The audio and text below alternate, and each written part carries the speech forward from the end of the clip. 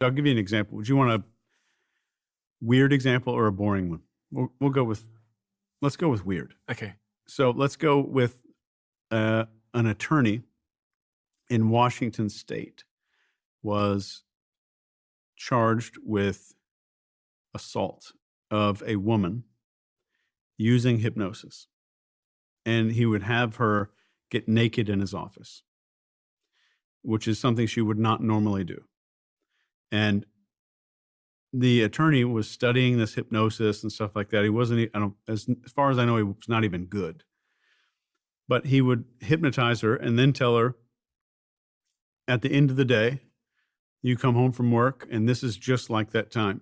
I want you to picture yourself. It's the end of the day. You're coming home from work. You drop your keys in the bowl. You make your way to the bathroom. You turn on a hot shower. And now you're here getting ready to get into that shower. So he's changed her perception of where she is.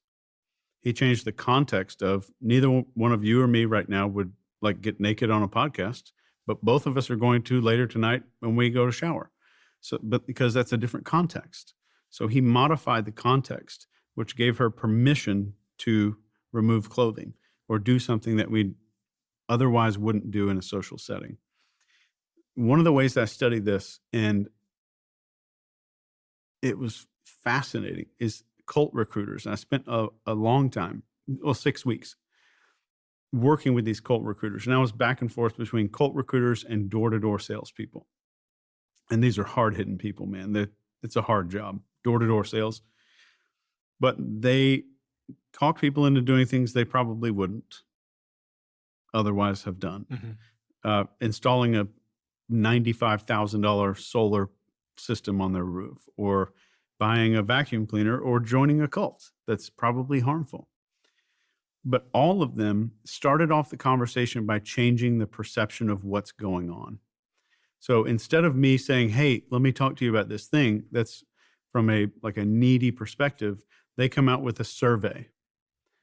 And they say it's an anonymous survey, which automatically makes the people more open. Mm. So it's an anonymous survey. I've changed permission. So now the context has shifted slightly.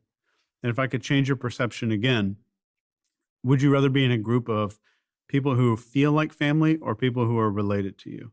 So I start asking all these little questions about how would you rather live your life in a way that's like just kind of nudging you down into this cult mindset of like, do you want to be around people that enjoy your company?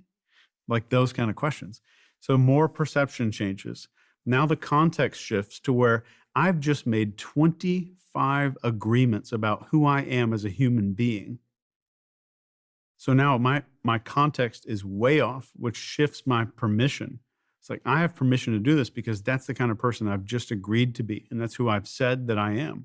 I have to do this because that's cognitive dissonance, like crazy.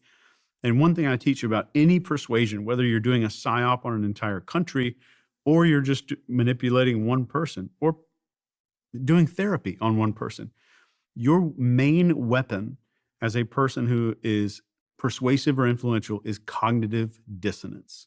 Which is? I'm getting you to be uncomfortable because the way that I've got you to see the world doesn't match up with what you're doing. So the easiest thing for you to change is what you're doing. Instead of changing your mind about something or calling yourself dumb, I just get you to do something different. And that's weaponized cognitive dissonance. We're seeing a lot of that with the extreme left, extreme right politics on both of those extremes. Once I get a person to make even one or two or three statements about their identity, I have drastically altered how they're going to behave in the future.